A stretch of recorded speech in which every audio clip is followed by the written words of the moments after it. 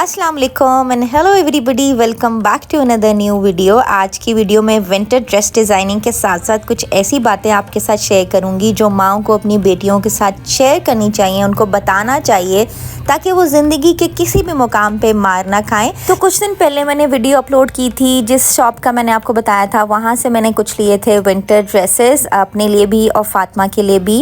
ये 2 piece dresses मैंने फातिमा के लिए लिया था और जो ड्रेस मुझे पड़ा था फुल सूट वो 1600 का पड़ा था।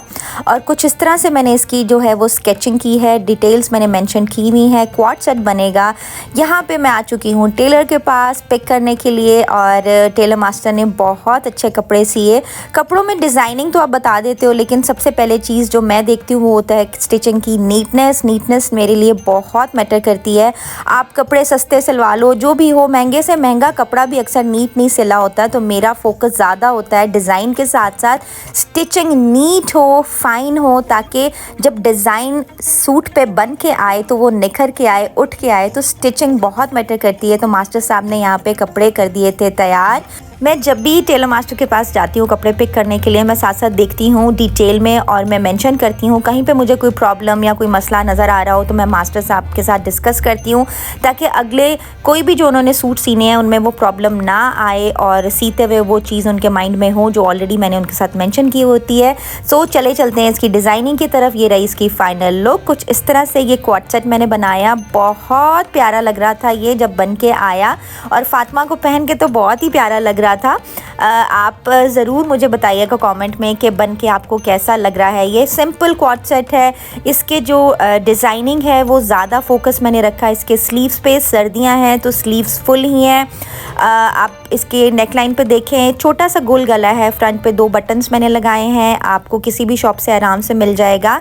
और टोटली जो है वो मैंने इसको सिंपल रखा है, सिर्फ इसके स्लीव्स पे मैंने लेसेस ऐड की हैं, वो भी शटल लेस जो बहुत ही इकनॉमिकल आपको मिल जाती हैं, कहीं से भी मिल जाएंगी, महंगी नहीं होती। तो मेरी कोशिश यही होती है कि बजट फ्रेंडली रह के अच्छे से अच्छा डिज़ाइन मैं क्रिएट करूं, आप लोगों को भी आइडिया दूं और अपने लिए भी, क्योंकि मुझे ज़्यादा महंगे कपड़े लेना और उनको डिज़ाइनिंग करना उस तरह से पसंद नहीं है। मैं कहती हूँ डिज़ाइन भी बहुत अच्छा बने और कम पैसों में बने। इस तरह से मैंने शटल लेस ली थी 2, जिनको मैंने इस तरह से स्लीव्स के फ्रंट पे जो है वो फिक्स करा दिया।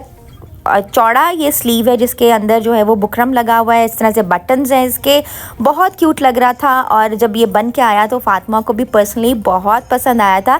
बच्चों की चॉइस पूछना, उनको पसंद आना, जो भी उनके लिए आप बनवा रहे हैं कपड़े हैं या कुछ भी है, उनकी पसंद उसमें होना बहुत ज़रूरी है ताकि उसको वो कॉन्फिडेंटली पहने और ख़ुशी से पहने। तो फातिमा को पर्सनली ये ड्रेस पहन के बहुत अच्छा लगा। इसने मुझे कहा कि मामा थैंक यू सो मच, आपने बहुत प्यारा डिज़ाइन किया है मेरे लिए।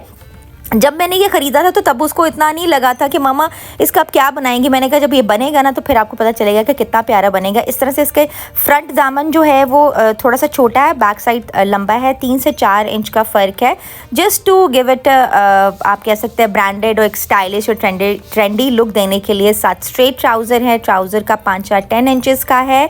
आई होप कि आपको क्लियर हो गया है। डिज़ाइन आपको साथ साथ नज़र आ रहा होगा। जैसे मैंने आपके साथ शेयर किया कि कुछ ऐसी बातें आपके साथ शेयर करूंगी जो माओं को अपनी बेटियों को वक्त के साथ साथ बतानी चाहिए, क्योंकि जैसे ही बेटियां बड़ी हो रही होती हैं उनको बहुत सारी चीज़ों की कन्फ्यूजन होती है, इसलिए उन कन्फ्यूजन्स को दूर करना माँ बाप का फ़र्ज़ होता है। और बहुत सारी चीज़ें ऐसी होती हैं जो बाप नहीं शेयर कर सकते, वो नहीं डिस्कस कर सकते। तो बेटियों के साथ माँ का बॉन्ड इतना स्ट्रॉन्ग होना चाहिए कि माँ बेटी के साथ और बेटी माँ के साथ हर तरह की अपने दिल की जो भी उसके दिल में दिमाग में है वो बात शेयर कर सके। सबसे इम्पॉर्टेंट पॉइंट ये है कि आपने अपनी बेटी को इतना कॉन्फिडेंस देना है और उसको कहना है कि आप किसी बेटे से कम नहीं हो। जैसे बेटे स्ट्रॉन्ग होते हैं, कैपेबल होते हैं, आप भी ख़ुद को कभी भी कमज़ोर नहीं समझना। आप जो करना चाहते हो कर सकती हो, जो बनना चाहती हो बन सकती हो, आप अपने ड्रीम्स को फॉलो कर सकती हो। जैसे जैसे आप बड़ी हो रही हो वैसे वैसे आपको अपने डिसीजंस खुद लेने पड़ेंगे। हर वक्त डिपेंडेंट रहना ये नहीं होगा, आपको इंडिपेंडेंटली अपने डिसीजंस खुद लेने होंगे। आपको क्या पसंद है, आपको क्या नहीं पसंद, आपको अपनी बाउंड्रीज खुद सेट करना होंगी। और लाइफ में ऐसी बहुत सारी चीज़ें होंगी जो आपको पसंद नहीं होंगी, आपकी चॉइस के मुताबिक नहीं होंगी, लेकिन वो आपकी लाइफ में आएंगी। उनसे आपको किस तरह से लड़ना है, उनसे किस तरह से गुजरना है, क्या अच्छा है क्या बुरा है, ये आपको खुद पता होना चाहिए। आपकी डिसीजन पावर इतनी स्ट्रांग होनी चाहिए, जो भी आप डिसीजन लें अपने दिल और दिमाग से लें, और बस फिर आंखें बंद करके ले लें, अल्लाह ताला पे यकीन रखते हुए, अपना तवक्कल स्ट्रांग रखते हुए। जब आप कहते हो ना कि मेरा अल्लाह पे तवक्कल बहुत स्ट्रांग है, तो फिर आपने इधर उधर की टेंशन नहीं लेनी, परेशानी नहीं लेनी, क्योंकि हमने वो चीज़ अल्लाह ताला पे छोड़ दी। फिर अल्लाह जाने, वो काम जाने, अल्लाह बेहतर करता है जो करता है। और मदर्स के लिए ये बहुत ज़रूरी है कि अपनी बेटियों को ये बताएं कि वो ख़ुद को किसी के साथ कंपेयर ना करें, ना किसी से जेलस हों, अपनी किसी भी फ्रेंड से, अपनी बहन से, अपनी कज़न से, क्योंकि कोई भी परफेक्ट नहीं है। कोई ना कोई प्लस माइनस पॉइंट्स हर किसी की लाइफ में होते हैं, मगर अगर आपका दिल प्यारा है फिर आप यकीनन खूबसूरत लगोगे। दिल प्यारा होना, काइंड हार्टेड होना, हेल्पिंग नेचर होना, लविंग होना, केयरिंग होना, आपके अंदर अगर ये सारी चीज़ें हैं तो आप सबको खूबसूरत लगोगे। वो कहते हैं ना कि ज़रूरी नहीं खूबसूरत लोग अच्छे हों, बट अच्छे लोग ज़रूर खूबसूरत होते हैं। तो ज़ाहरी खूबसूरती इतना मैटर नहीं करती। कुछ लोग होते हैं जो देखने में बहुत खूबसूरत है, वो बात इतनी बदतमीज़ी से करते हैं, उनका बिहेवियर इतना रूड होता है तो कि उनसे बिल्कुल भी अच्छी वाइब्स नहीं आती। तो आप ज़रूरी नहीं है कि आपका बज़ाहिर खूबसूरत है तो ही आप खूबसूरत लगोगे। आपका दिल अच्छा, आपकी ज़ुबान अच्छी, आपका अखलाक अच्छा है तो आप सबको खूबसूरत लगोगे। प्यारी नेचर के साथ साथ एकदम अपनी बेटी को कॉन्फिडेंट बनाएं। सबसे ज़्यादा चीज़ जो मैंने फ़ील की है कि बच्चे जो है ना वो ना नहीं कहते। ऑब्वियसली हमारे पास एक अथॉरिटी है, मदर्स हैं या फादर हैं या बीइंग एन एल्डर, हम जो भी कहें बच्चों को तो बच्चों ने हमें जो है वो ऑब्वियसली एक्नॉलेज करना है, उन्होंने हाँ ही बोलनी है, वो ना नहीं बोलेंगे। बट अपने बच्चों को बताएं कि आप लोगों को अपने लिए स्टैंड खुद लेना है। अगर आप किसी चीज़ में कंफर्टेबल नहीं है, कोई चीज़ आपको पसंद नहीं आ रही, तो आप सिंपली नो कह दें, क्योंकि जो चीज़ आपको अच्छी नहीं लग रही तो इसमें मत सोचिएगा कि अगला क्या सोचेगा, अगले को बुरा ना लग जाए। आप खुद को मत डैमेज करो, आप ना कहना सीखो। ना कहना सीखना बहुत ज़रूरी है। अपने बच्चों को ना कहना सिखाएं ताकि उनको पता चले अपनी वैल्यू का। भाई ये चीज़ मुझे पसंद नहीं है, चाहे वो मेरी मदर मुझे कह रही है या मेरे फादर मुझे कह रहे हैं, बट तमीज़ के दायरे में, रिस्पेक्ट के दायरे में आपको वो ना कहें। मामा मुझे ये चीज़ पसंद नहीं है, मेरी फातिमा को कोई चीज़ पसंद नहीं होती, मेरी जहरा को कोई चीज़ पसंद नहीं होती, तो वो सिंपली मुझे कह देते हैं कि मामा हमें पसंद नहीं है, मामा हमने नहीं जाना, हमने ये नहीं खाना। इट्स ओके, क्योंकि बच्चों का नहीं दिल कर रहा कुछ खाने को उस वक्त जो हमने बनाया, इट्स ओके, नहीं खाएं।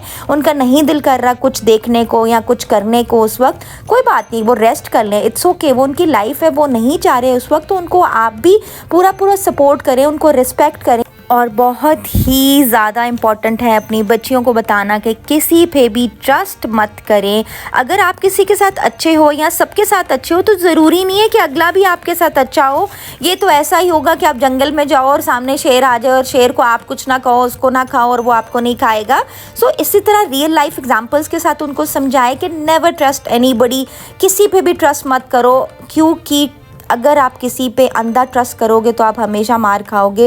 यू नेवर नो कि अगले के दिल और दिमाग में क्या है और आपको बज़ाहिरी वो क्या नज़र आ रहा है। सो उसमें भी अपने लिमिट्स एंड अपनी बाउंड्रीज़ को जो है डिफ़ाइन करें ताकि आप किसी पे भी ट्रस्ट ना करें। ट्रस्ट आप करें सिर्फ अपने माँ बाप पे, क्योंकि माँ बाप से ज़्यादा अच्छा ट्रस्टवर्दी बंदा आपकी लाइफ में नहीं है।